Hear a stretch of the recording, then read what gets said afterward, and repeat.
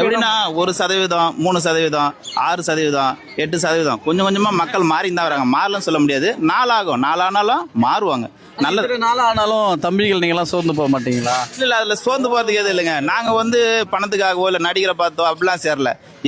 இப்ப நான் நல்லா இருக்கிறத விட என் வருங்கால பிள்ளைங்க, பேர பிள்ளைங்க நல்லா இருக்குன்னா ஒரு நல்ல அரசியலை தேடுறோம். அதுக்காக நாங்க எதுக்காக சோர்ந்து போகிற ஆளுங்க கிடையாது, சோர்ந்து போக மாட்டோம். இது ஏன்னா இது எங்க வாழ்க்கைக்காக இல்ல, எங்க பின்னாடி வர சந்ததிக்கான வாழ்க்கை இது. அதனால சோர்ந்து போக மாட்டோம்.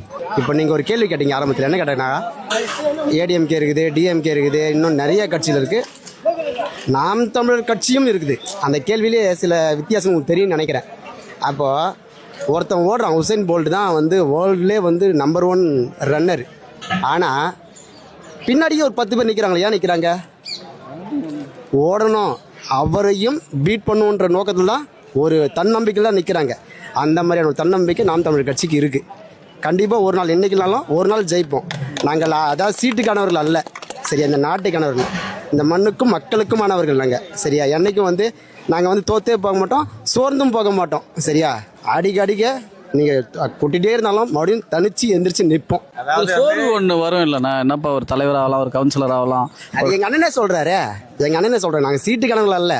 நீ கடைசி வரை தோத்துட்டே இருந்தாலும் கத்தியே சாவணும் வச்சு எவன் கூட கூட்டணிக்கு போக மாட்டோம், சோர்ந்தும் போக மாட்டோம். எங்கள் அண்ணனே சொல்கிறாரு, இப்போ நாங்கள் எதுக்கு Download ShareChat.